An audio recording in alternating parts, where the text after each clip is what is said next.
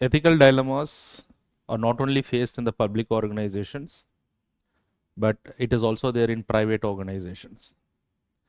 So this case study is a classic example of how one has to face an ethical dilemma in a private organization and how he is able to navigate in doing the right thing faced with multiple factors. One is he has to take care of the interest of various stakeholders, institutional reputation. At the same time, he has to take care of his own personal career growth. So this case study is a classic example of how an individual is able to navigate all these things. Let us quickly get into the case study, and you are watching the ethics case study series. And I'm very sure that this series is going to be extremely useful for the students preparing for the UPSC examination. All right. So with that, I'll just directly get into the case, a brief summary of the entire case study, and then we'll try to solve the directives that is given in the case study. Now, as already said, what is the purpose of a case study? The purpose of a case study in UPSC examination is whether the students are able to understand the ethical issue in that particular case study and how they are able to solve that in real life, because this is one of the important skill that is required when you become a civil servant. On a daily, on every day, you will be encountered with a lot of ethical issues. So how are you going to approach these issues? All right.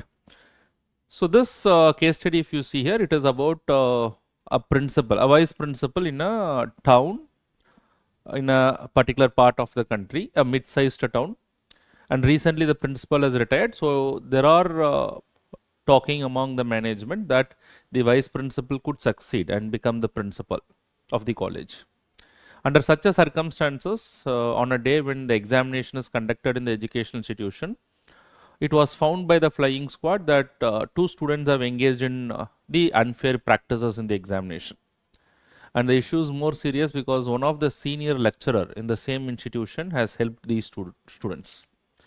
And this was brought to the notice of the vice principal, and the vice principal immediately has reported this to the senior management of the college, and the college administration is saying that it is a responsibility of the vice principal to manage this particular episode very carefully. And his subsequent promotion as a principal depends upon how he handles this particular issue. And most importantly, the two students who are caught in the unfair practices one is a son of a politician who helped the institution in getting the recognition from the university. Two is the second person, the second student is a son of a local businessman who has helped a lot of donation to this particular institution.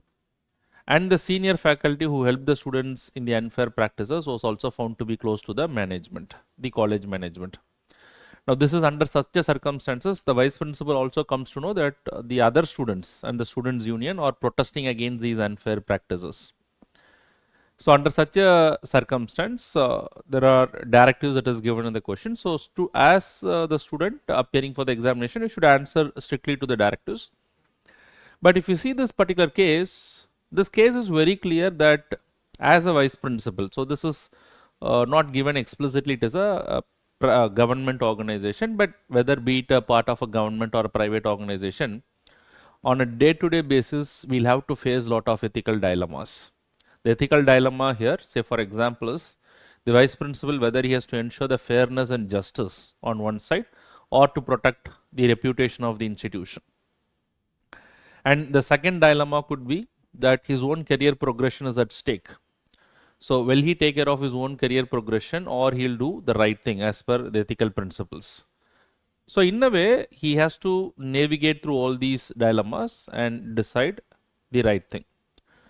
So, whenever you read a case study, try to understand as to what is the core issue in this particular case study, then you can go to the directive. So, if you see the core issue in this particular case study, this case study tests the vice principal's ability to resolve the dilemma and to act taking into consideration the institutional interest, professional integrity, of course, personal career progression and the interest of the other stakeholders.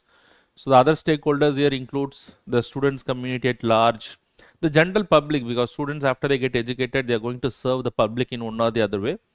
So, it is very important that they clear the examinations in the right way through a fair means. So therefore, all these has to be taken into consideration by the principal. So try to give a brief introduction about the entire summary of this particular issue, what the central theme is about. Then you can go to the directives very quickly. So what is the first directive in the question? Discuss ethical issues involved in this particular case. So here the word is discuss. They are not saying merely what are the ethical issues. Discuss ethical issues means briefly we'll have to explain these ethical issues also. So one ethical issue could be ethical integrity versus institutional reputation. So ethical integrity means, so it is the part of the vice principal to do the right thing, because ethically it is very important that he does the right thing. That means he has to take strict action against the erring official as well as the students. But at the same time, if he does that, will it create any impact upon the reputation of the institution? So he has to think about both the things. So that could be one of the ethical dilemma that he may have. The second ethical dilemma could be personal career progression versus fairness and justice.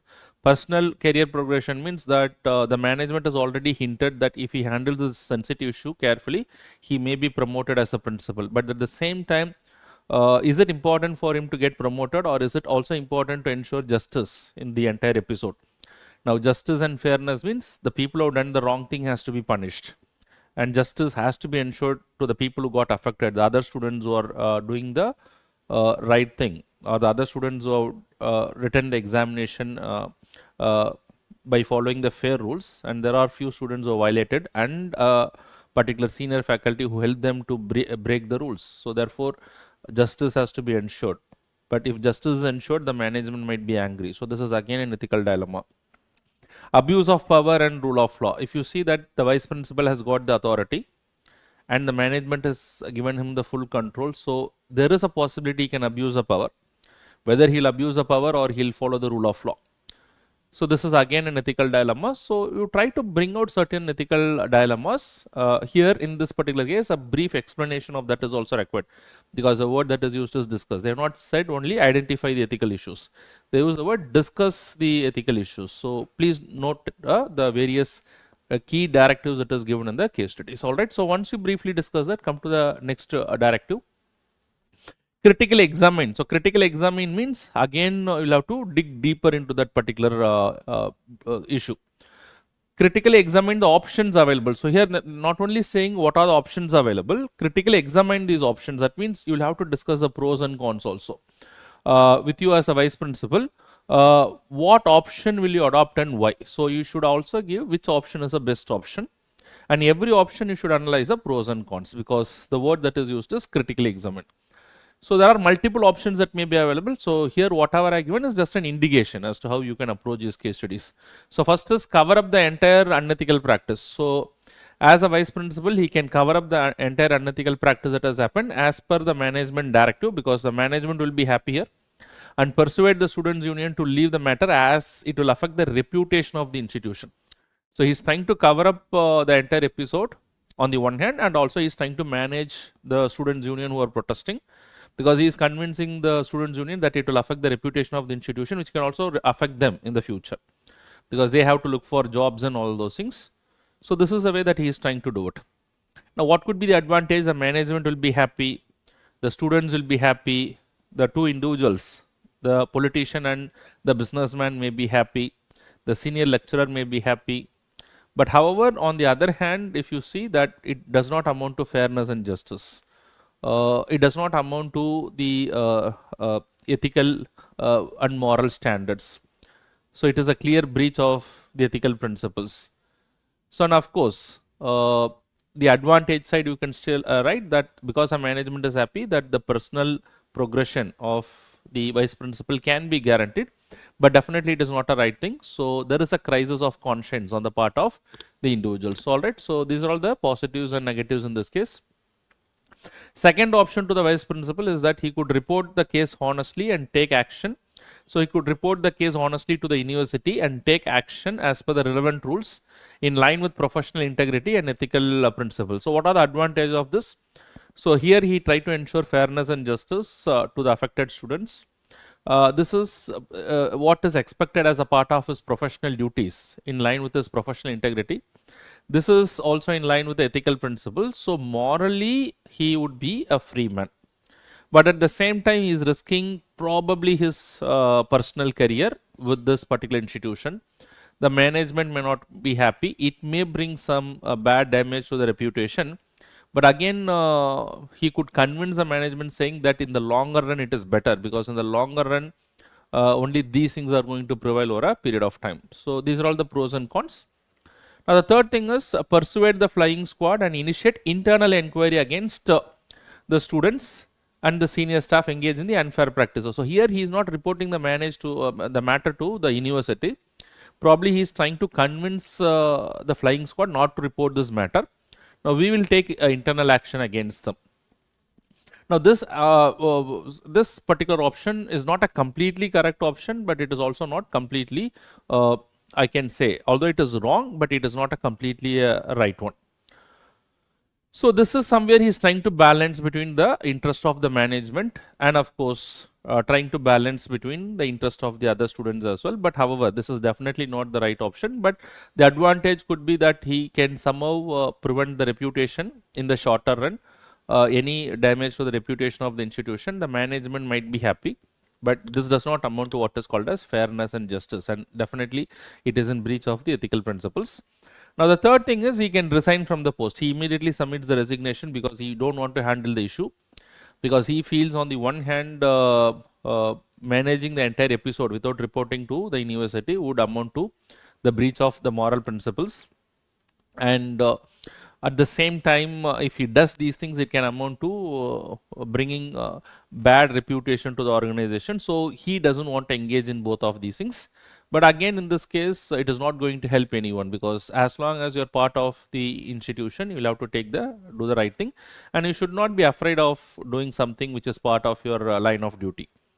Alright, so I wouldn't say it has its own pros and cons, but this may not be the best thing. So critically examine the options available to the vice president. What one will you adopt? So this is also important. Among the four things, what one will you adopt? So to me, the best option can be the option 2, that he will report the matter to the university as it is, and as per the professional integrity and as per the rules, he will carry out the things. Now why? Because that is how we can ensure the fairness and justice. That is how we can ensure the well-being of all the stakeholders. And of course, someone who has done the mistake, they have to be punished as per the law. That is how you ensure what is called as rule of law.